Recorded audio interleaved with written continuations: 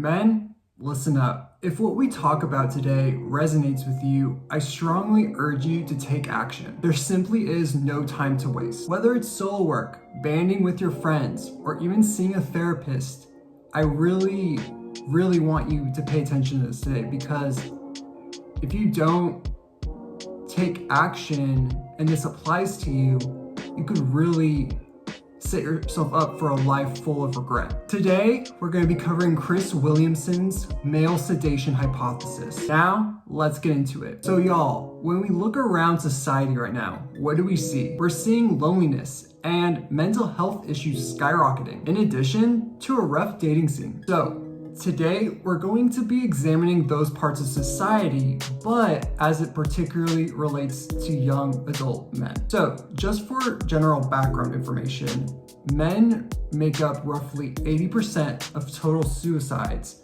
And in regards to the US on an annual basis, that equates to roughly 35,000 men every year. So the logical question then is, what are the factors that are driving men to kill themselves and get to this level of existential dread? And one potential answer is the male sedation hypothesis. The male sedation hypothesis has two components, and let's call them the two horsemen. These technologies can have very silent and plaguing effects on men and their behavior. So let's now disclose who these two horsemen are. The first horseman is video games. Video games, they're a silent killer because they can trick men and boys into thinking that they're making real life progress and are actually gaining real status. So let's think about it.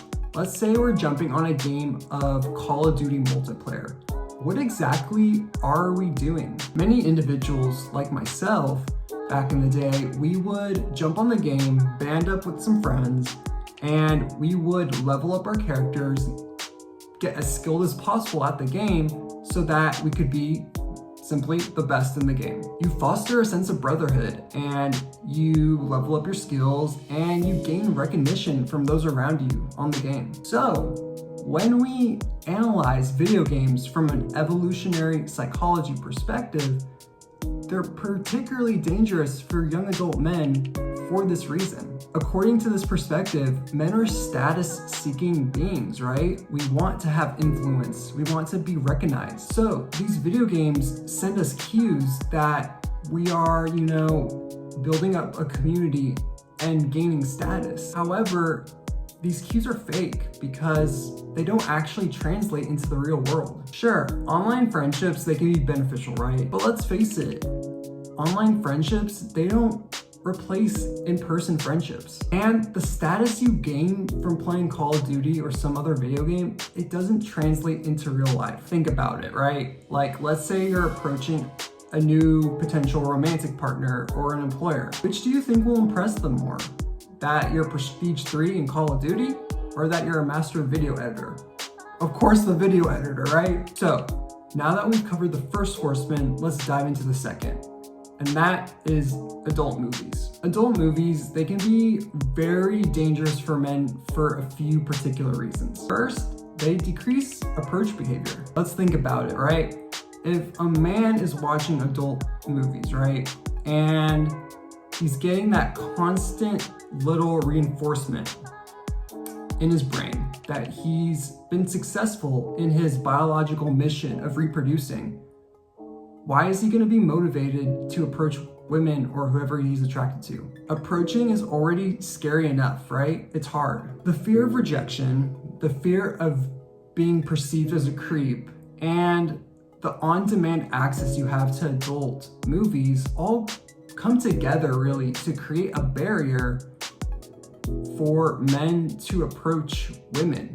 And it really gets in the way of men taking that leap of faith that is necessary to cultivate relationships. The second reason why watching adult movies is harmful is that it trains our brain to see women as objects of desire. When you're interacting with an adult movie, how are you seeing women in that moment? How are you interacting with her? You see her solely as an object to gratify your needs. Like, think about it. She's an actual human being with feelings, a personality, dreams, and with enough exposure to these films, it really starts to leak into your everyday life and how you perceive women. And let's face it, neither men or women deserve to be solely seen as sexual objects. We're actual people, and we want to be seen as people. And finally, the third reason why adult movies can have a huge negative impact on the development of young men and men in general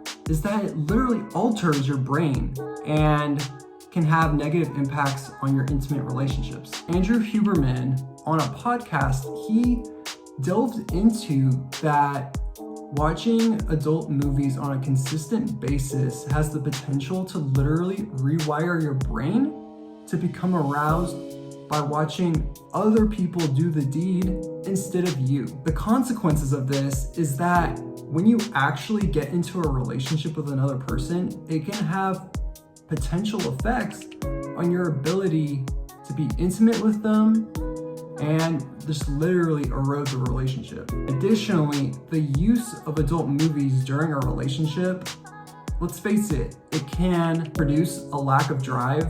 It can produce insecurities within the relationship, in addition to other things. So my question to you is, if you do use these two things, how is it impacting your life? Because for the young adult men out there that are watching this video, right? The last thing you want to be is a guy that's 35 years old, that's never had a relationship and is working a job he hates that's low paying because he hasn't developed the skills necessary to acquire the jobs that he would like to have. So if you are one of those people that is sedated, I urge you to wake up, because you really don't have that much time. The time goes by really fast. All right, that's it for this video. Please like, comment, and subscribe if you've enjoyed it. And remember, stay mercifully relentless. Peace.